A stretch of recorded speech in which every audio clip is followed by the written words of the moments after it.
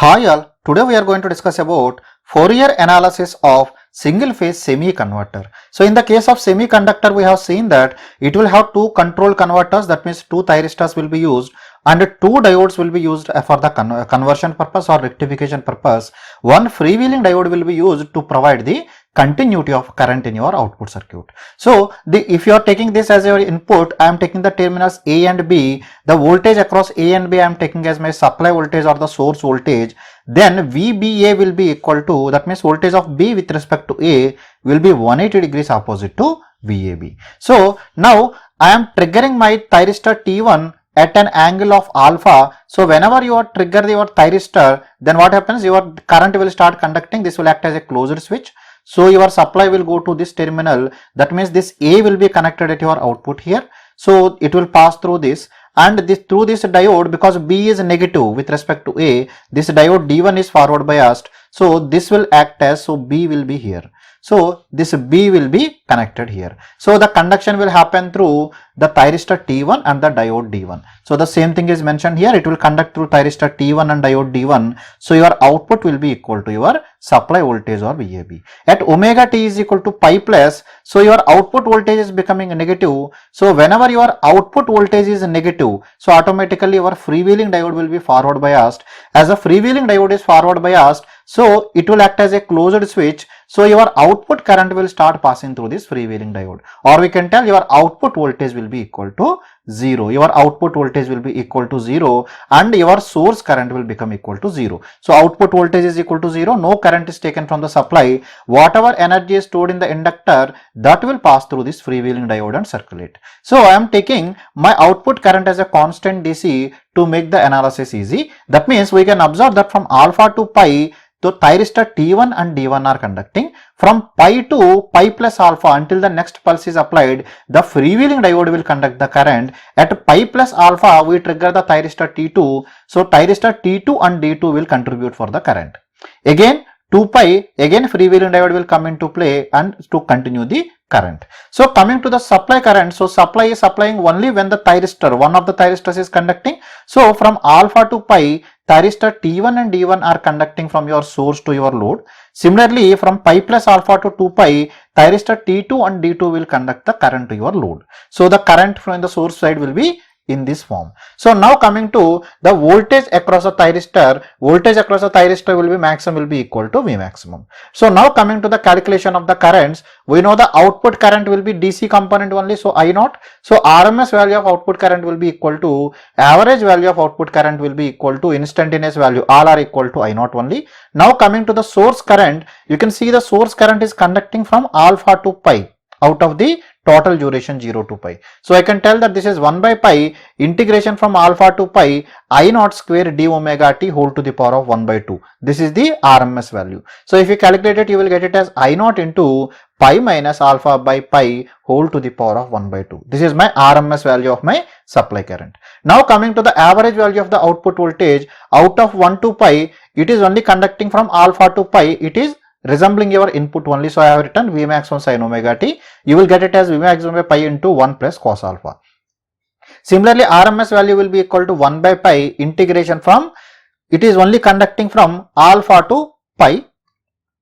You can see here it is only conducting from, output is conducting from alpha to pi.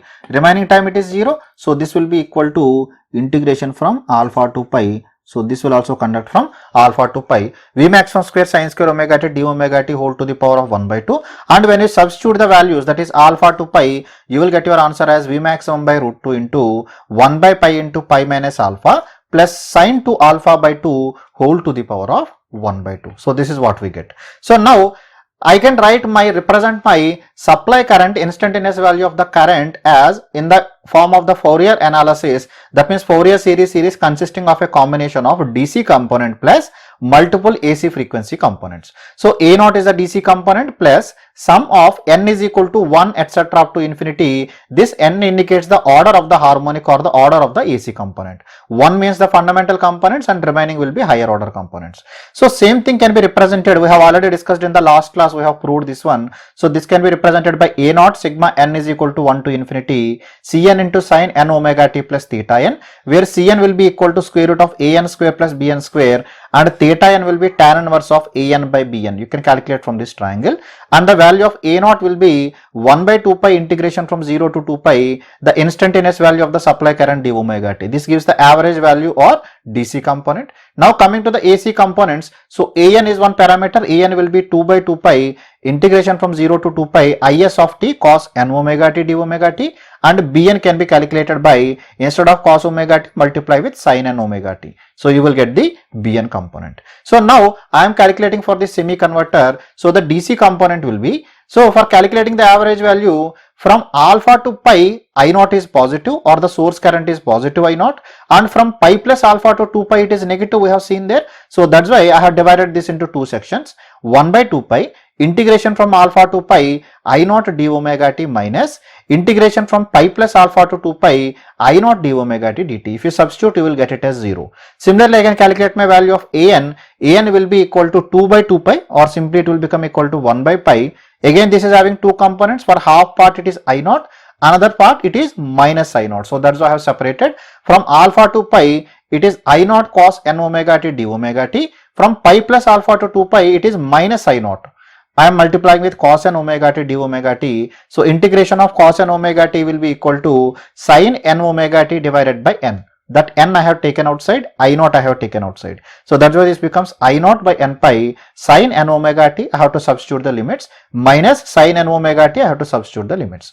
When you substitute the limits and simplify it, you will get in this form. You will observe that you will get it as minus sin n alpha plus sin n pi plus n alpha. Depending on the value of the n, whether it is odd or even, whether this will add or what will happen, that will be decided. So if it is an odd number, in that case both will add to each other. It will become minus 2 I naught by n pi sin n alpha. If n is even, in that case this will be minus and this will be plus, so the sum will be equal to 0. So similar way I can calculate for bn. Only thing is I naught I am multiplying with sin n omega t, again having two components. So you will get it as 2 times of I naught by n pi into 1 plus cos n alpha for odd numbers and 0 for the even numbers. So once the an and bn are obtained, I can calculate my value of cn. Cn will be equal to square root of an square by bn square. So I have just substitute the values. So one is having minus 2 I naught by n pi into sin n alpha whole square. Second one is 2 I naught by n pi 1 plus cos n alpha whole square. So if you substitute them and expand them, you will get it as a 2 root 2 by n pi into 1 plus cos n alpha whole to the power of 1 by 2. This is for the odd values of n. Getting it? So this I can further simplify. So this will be 2 root 2 by n pi into 2 into 1 plus cos to theta, that I can write as 2 cos square of n alpha by 2. So if you simplify it, you will get it as 4 times of I naught by n pi into cos n alpha by 2. Wherever the n is even, so both an and bn is equal to 0. So automatically the value of cn will be equal to 0. Now coming to the value of theta n is tan inverse of an by bn. So when you substitute those values, you will get it as minus n alpha divided by 2. So now all the values are obtained. Now I can represent my is of t. The equation for is of t will be sigma n is equal to 1, 3, 5 etc. up to infinite. So only odd components are there. 4a naught by n plus into cos n alpha by 2. This will be multiplied by sin of n omega t minus the value of this value plus theta n, right? So theta is minus n alpha by 2. I have substituted that here. You can see here this is a constant term. This is multiplied by a sinusoidal term. So we can tell that this is nothing but equal to maximum value multiplied by sine wave. Agree with me? So if you want to calculate the RMS value, this maximum value I have to divide by root 2. So I have calculated 1 by root 2 times of this maximum value. That gives my RMS value for a particular harmonic component. So now RMS value of the fundamental component will be, substitute that n is equal to 1. So you will get as 2 root 2 by pi into I naught cos alpha by 2. So now the value of theta 1 will be equal to, because we know the theta is equal to n alpha by 2. So the fundamental component will be n is equal to 1. This becomes minus alpha by 2. This minus indicates actually current is not leading the voltage, current is lagging the voltage by an angle of alpha by 2.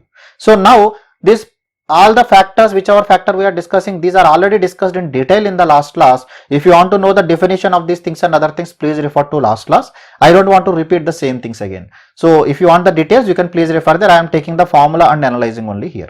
So first one is the displacement factor. Displacement factor is cos of the angle between the supply voltage and the fundamental component of the supply current. So that will be cos theta 1. This is cos of theta 1 is minus alpha by 2. This becomes cos alpha by 2. Now the current distortion factor is a ratio of the fundamental component of current divided by actual current that is supplied from your source. These are the RMS values. So this IS1 we have calculated 2 root 2 by pi into I naught into cos alpha by 2 divided by, we know the IS we have calculated already, that is I naught into pi minus alpha by pi whole to the power of 1 by 2. When you divide it, you will get the answer. No need to mug up anything because you can derive the same things easily in the exam also. So next, coming to harmonic factor, which is also called as a total harmonic distortion, will be equal to 1 by CDF square minus 1 whole to the power of 1 by 2. So you substitute, you will get the answer. Now coming to the power factor is the product of CDF multiplied by DF, displacement factor. So I have just multiplied them, I got the value as 2 by pi into pi minus alpha whole to the power of 1 by 2 into 1 plus cos alpha. So now voltage ripple factor, this is concerned to the output. Actually the ideal purpose of the converter is to produce pure DC at your output. That means both output voltage as well as current should be DC. But we are getting the current as nearly DC. How we can get it? By keeping high value of the inductance, the ripples can be suppressed and output current becomes nearly linear or constant value, but output voltage is not DC. So how much value it is distorted, that is indicated by voltage ripple factor. So voltage ripple factor is nothing but the ratio of VOR by V naught whole square minus 1 whole to the power of 1 by 2. Again, the derivation for these things I have already done in the last class. You can please refer there if you want to know the definition, significance and all these things. So when I substitute those things here, I will get this value. So this also I just suggest you don't mug up anything. You can derive easily in the exam. Only you should know the how to calculate only. Now input active power, that means how much active power is supplied by your input will be equal to Vs multiplied by fundamental component of the input current. That means whatever is the input current, calculate the fundamental component multiplied by cosine of the angle between Vs and the fundamental component of current, that is cos theta 1, displacement factor. So when you substitute them, you will get your answer as I naught into root 2 times of Vs by pi into 1 plus cos alpha. So we know that this root 2 times of Vs by pi into 1 plus cos alpha is nothing but average value of our output voltage. So this becomes equal to V naught, because root 2 times of Vs is nothing but V maximum. This is V maximum by pi into 1 plus cos alpha. That is nothing but average value of output voltage. Now coming to the reactive power that is supplied, reactive power will be equal to Vs into Is1 into sin theta 1. So again I have substituted Vs into Is1 is 2 root 2 by I naught by pi into cos alpha by 2. I have to multiply with sin theta 1. Theta 1 is nothing but alpha by 2. This will be sin alpha by 2.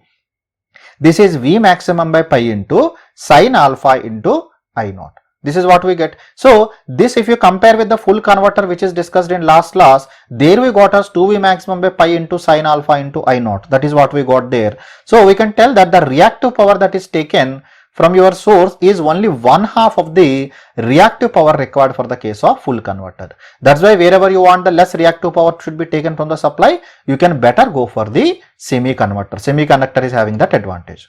Now I am further simplifying this. This V maximum by pi into sin alpha, V maximum pi into sin alpha into I naught, I want to simplify it. So for that, we have derived the value of the average output voltage is equal to, we know it is V maximum by pi into 1 plus cos alpha. So from this, I can take the value of V maximum by pi is equal to V naught divided by 1 plus cos alpha.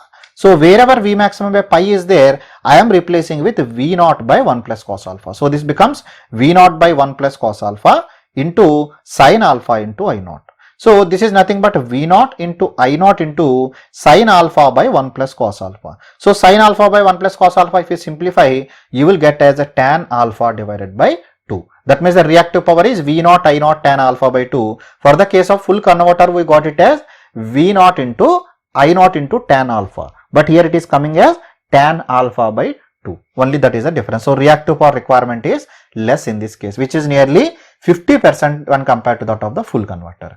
So in order to explain the further applications of the semi-converter, what are the advantages and disadvantages, so we will take up one numerical in the next class. So single numerical we will discuss, see the parameters for the case of full converters and semi-converter, then we will compare and make the conclusion there. I hope how to make the analysis of Fourier analysis of semi-converter is completely clear to you. If you still have any queries, you can leave your comments in the comment section below. I will answer to your queries from there. Thank you very much.